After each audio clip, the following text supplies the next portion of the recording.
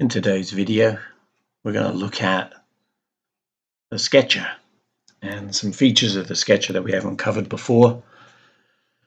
Some of those features are available in earlier versions, but I am using the latest development release. It has this new fancy graphic on the beginning, and it's version 0.20, and the revision number is 28918Git. And it looks like it was released on the 21st of May. So I'm going to use that version. So anything you see in the Sketcher is included here, but it may not be included in version 0.19. I'm not 100% sure which are which, and it takes a while to figure all that out. So I'm just going to go through them. If you try it and you can't find that option, it's probably because you're not using the latest development release. I strongly recommend you move on to this version 0.20. The reason for that is this is in code freeze now. It's basically the only changes are fixing bugs. So it's getting ready to be released. And I think it's a good idea to move to it now so that you're already up to speed with it and you can enjoy the new features. Most of them are great. They do good things. I'm going to show you some of them today in the Sketcher. I wanted to address another comment. I had a couple of comments on my last video that said I was lazy because I didn't show you every single step of the way.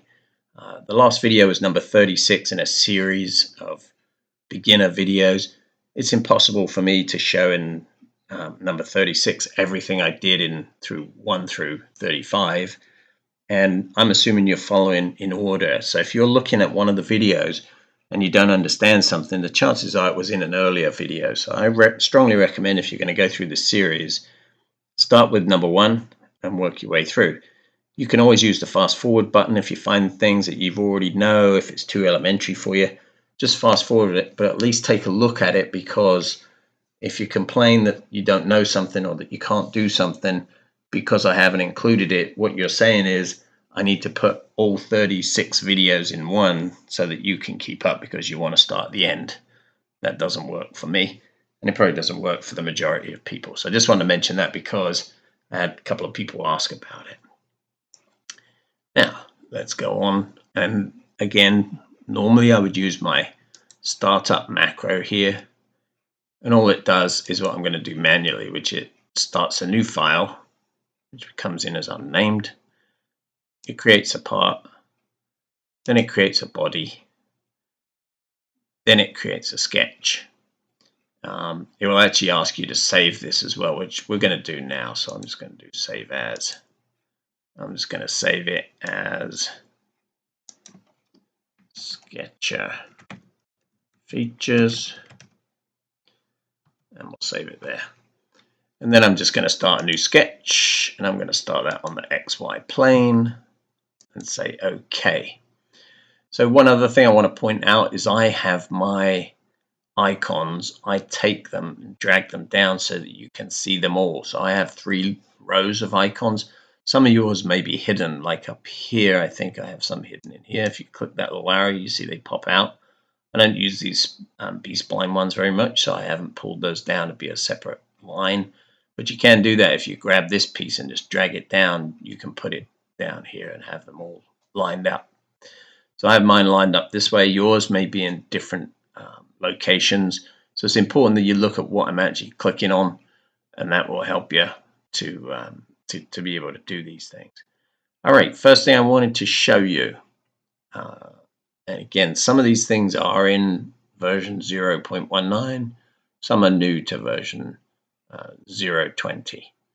So I'm going to do, first thing I'm going to do is a circle.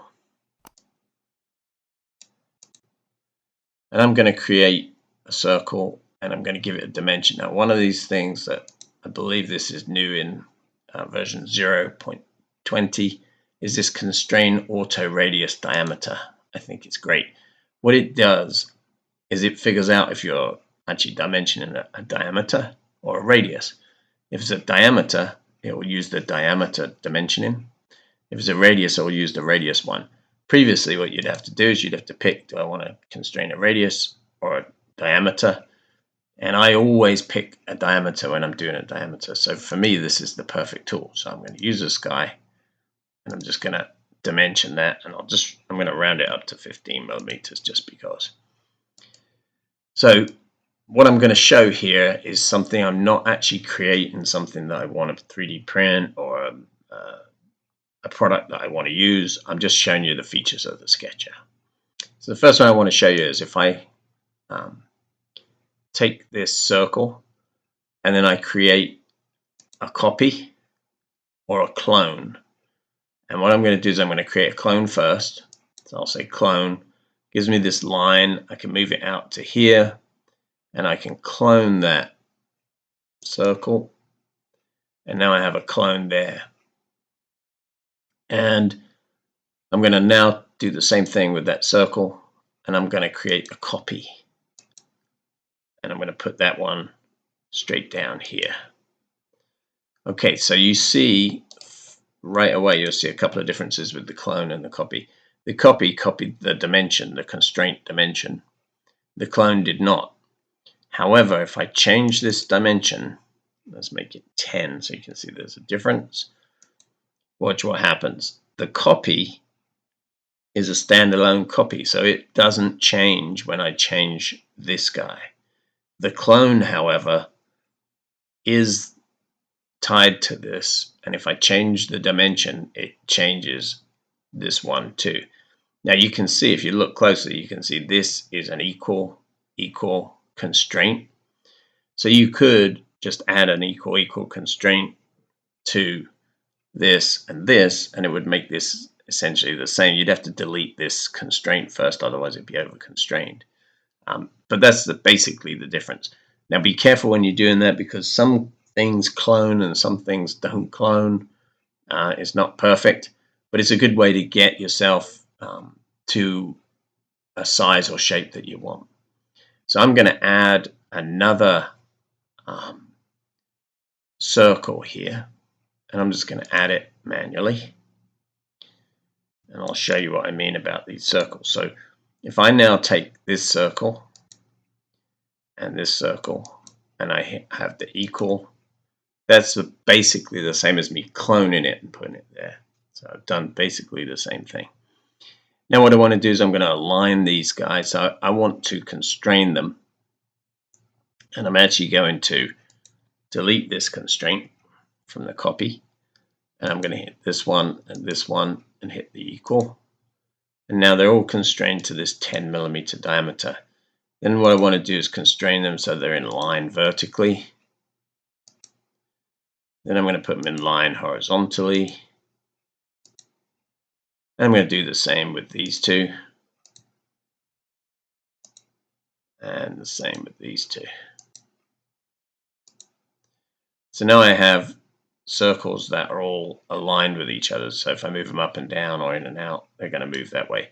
Now one thing I want to do is I'm going to say this one and this one are actually symmetrical around this axis.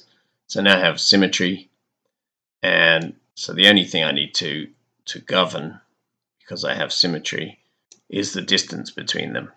So if I go from here to here and give myself a dimension, I'm just going to round it up to 30. I'm just going to move that one out of the way. And remember, when you're doing constraints, if you move these dimensions, if you zoom in and zoom out, their relative space is different anyway. So don't get too hung up on where they are. I just move them so I can see them, have them where I want them to be. That's really all I'm looking for, is to get them somewhere where I can see the dimensions and they're clear to me. But it's not like you're doing a drawing, so it's not the same thing. I'm going to dimension this one from here to here. I'll round that off to 17. And we'll just pull that guy out there. And then the last one I'm going to do is this one. And we'll call that 46. And now you see I'm fully constrained with these circles. Now, of course, I can't make pads or anything with circles like that because it would make 4 models. So what we want to do is we're going to add a rectangle around them. So let's do that. Oh, I added the wrong rectangle. Hang on 1 second. This is a centered rectangle. I didn't want to do that. I want to do just a regular rectangle. There we go. So now I'm going to dimension my rectangle. First thing I'm going to do is I'm going to tell it that it's symmetrical.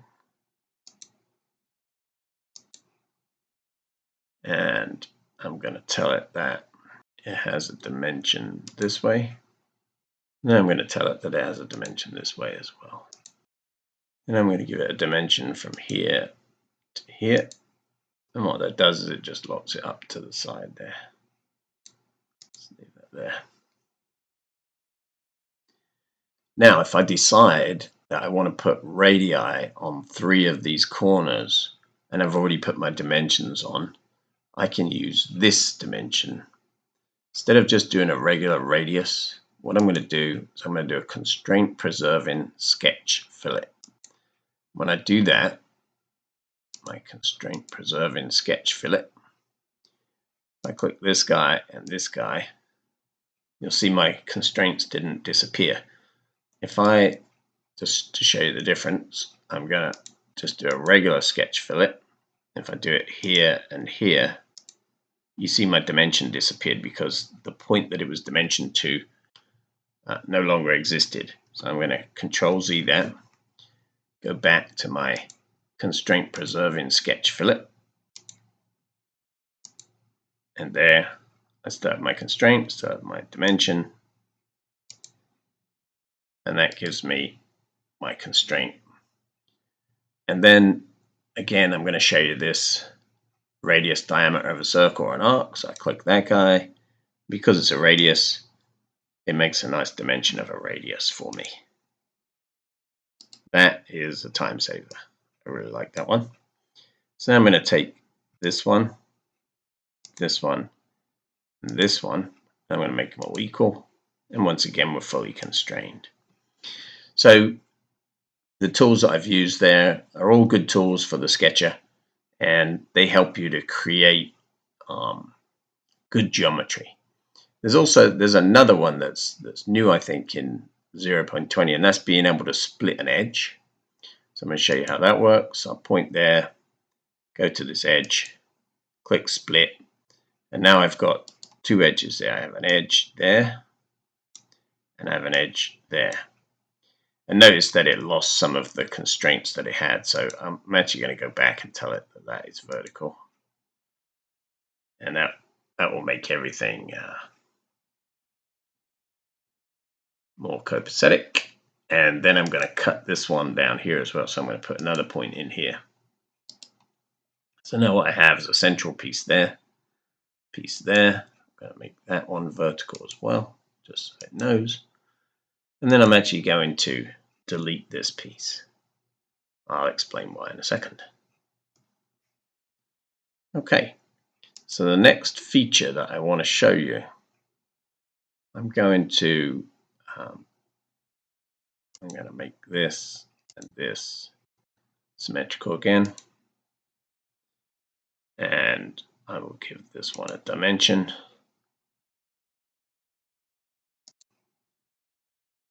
Call that 11. Okay. So now we have a fully constrained but open sketch. So obviously I can't pad that. We don't want to pad that. What we're going to do with that now is we are going to make a mirror of this sketch. And I'll show you how that works. So I can select any part of this sketch. And then I can say mirror the sketch. And I can pick the y-axis. Say OK. And there's my sketch mirrored. Now, one thing to note, once I do that, I can't select this. Why can't I select this? If we go over here, it's created a mirrored sketch, but it's a completely separate sketch. So I have a sketch here, which is the sketch I'm editing, and I have a mirrored sketch. which is all well and good, but now I can't edit it while I'm in this sketch. So what I'm going to do is I'm going to close my original sketch. Then I'm going to go into the Sketcher. So I'm just going in directly into the Sketcher workbench, and I'm going to select this sketch, and I'm going to select this sketch, and I'm going to say merge sketches. Now again, what it does is it merges those sketches, but it creates a brand new sketch.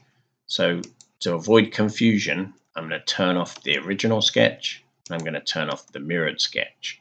So the only sketch you can see now is that merged sketch. I'm also going to move that merged sketch into this body, because it has to be inside a body for us to be able to do any kind of padding with it. Okay, now I'm going to edit that sketch. One thing to note is that this dimension and this dimension came across. However, a lot of the other dimensions did not come across. So we don't have these straight or linear dimensions. They're not across there. So while this is sketch and I haven't changed anything, if I want to align things, for instance, if I want to make this aligned horizontally with this, I can do it now because it's in the right place. If I choose to move it around, then I need to be careful about what parts I'm actually changing and how I'm changing them. So the first thing I'm going to do, I'm going to make it all one closed body. So I'm going to connect that with that, and I'm going to connect that with that, which is why we made those pieces. Then I'm going to go on to constrain this part. So you can see this 10 millimeters. Each one of these has an equal constraint on it. So you have 41 and 40, which is this one, and 39. There is a way to say, if I select that constraint, I can say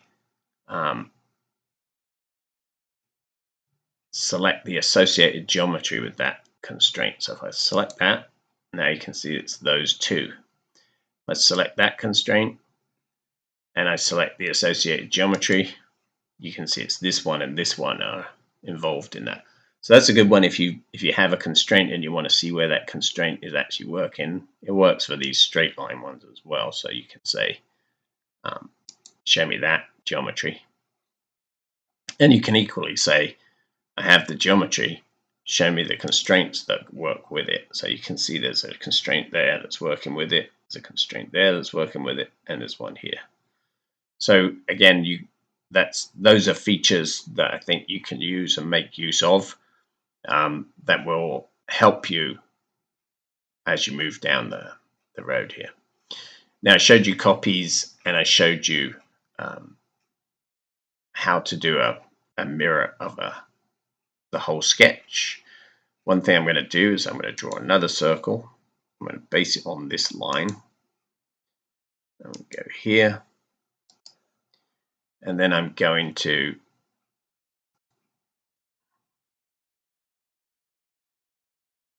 select the circle, select the axis, and I'm going to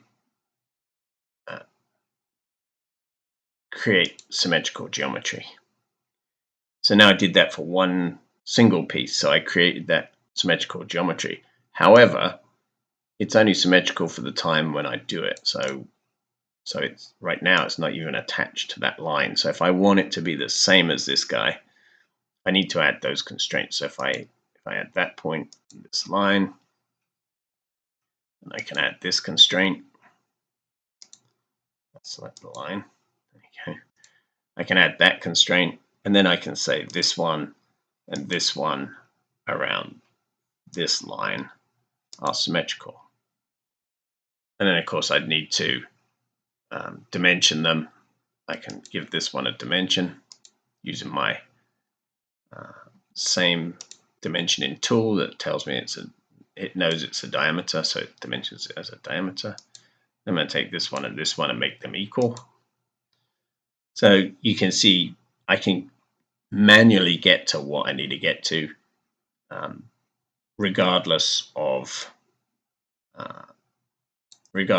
the way I get there. So some of these tools are basically just cutting out some steps for you. I'm going to give that a dimension as well, just to lock those two up.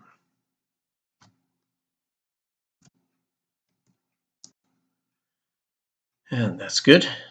So the other thing to note when you're using the sketcher is the stuff goes this light blue color when that feature is constrained, but the whole thing is not constrained. Once it's all constrained, it's going to go, it will all turn green. So how would I go about constraining this? There's lots of ways to do it. One thing I'm going to do here is I'm going to select that radius, and I'm going to use this tool that says select associated constraints. I pressed the wrong button because I want to see what constraints are holding this guy. So this guy is not equal to this guy, and really what we want to do is have this guy and this guy be equal. You gotta be careful that I selected all the geometry, all the constraints first, so they were all selected. So you have to select in space to deselect it. If I select over here, that it will unselect everything, and then start your selection. So those are equal, and these are equal to that one. So those are all constrained. I'm going to make this one and this one horizontally the same. This one's already horizontal, so that's good. Looks like those guys are horizontal already. So I have this and this. So I can say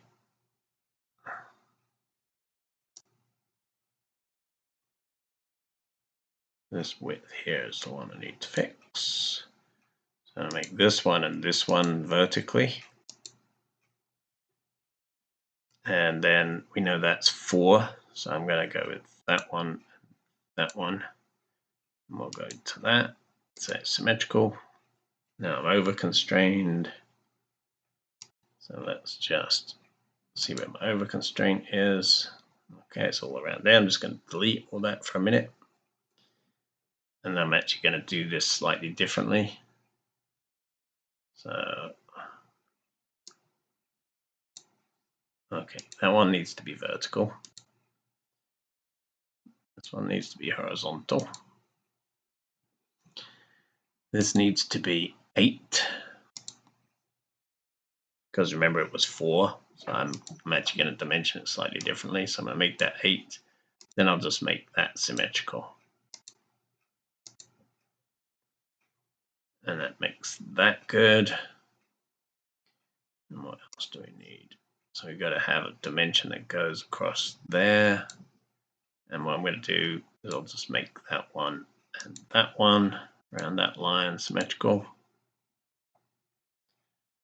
And then I think we got to lock these guys in. Let's just have a look. Yeah. So I'm going to make that one and that one horizontal. And this one and this one are going to be horizontal. And then this one and this one are going to be vertical. So you can see as I mirrored that, it didn't take all those constraints over. So now those are all 4 tied together. Oh, I didn't do that one and that one vertical. There we go. The way I'm checking is I move these around and I can see that they are locked together. Now I want to make sure that I have the dimensions for these guys. So by making that one horizontally the same, I now need to make it so that this one and this one is horizontally the same. That locks them up a little closer.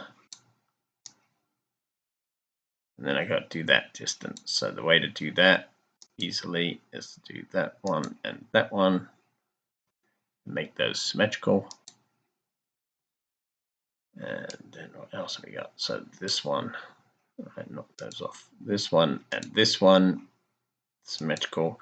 So what you'll notice is I'm doing this with geometry rather than more dimensions. I want to keep the number of dimensions down. So if I've already dimensioned something, I'm going to try and use geometry to lock that something together. So now I thought I had a symmetry there. So apparently I broke where that dimension is. Don't know how I managed that. That dimension is now floating in midair. There must be a point there. Yeah. So I'm going to delete that point. And I'm going to go from this guy to this guy, give it my dimension back. And that was 55.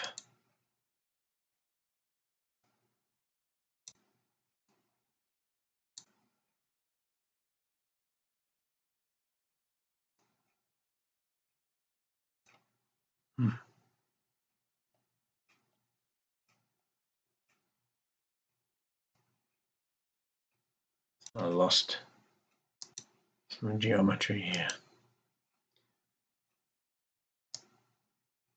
My symmetry from there to there. Apparently I deleted that. Okay, now we're getting close. Symmetry.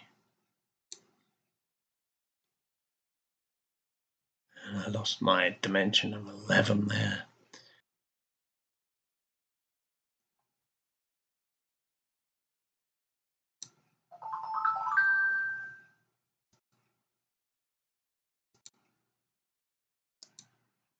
Put another symmetry in there. Now we're close. That one a vertical.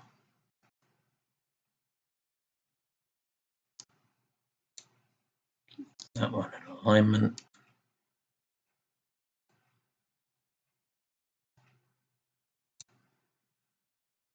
That one an alignment.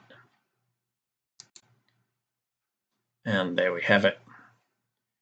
So, of course, when you're constraining, the important thing is to stick with it and to try and keep the number of constraints reasonable.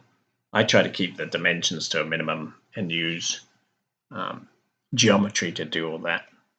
So now we have a sketch that we were able to mirror and merge.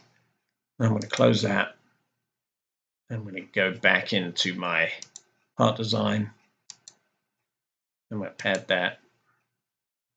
Say OK. And there we have it. Hopefully you've enjoyed the video. I'm not going to do a whole lot more. If you have questions about Sketcher, if you have questions about mirroring, you have questions about clones, copies, any of those things, feel free to leave a comment. If you enjoyed the video, give it a thumbs up. And if you have any suggestions for future videos, I'll be more than happy to hear those. If you haven't done so already, please subscribe to the channel and consider joining our Patreon or becoming a channel member. I'd appreciate it. So thanks again, and I'll see you in the next video.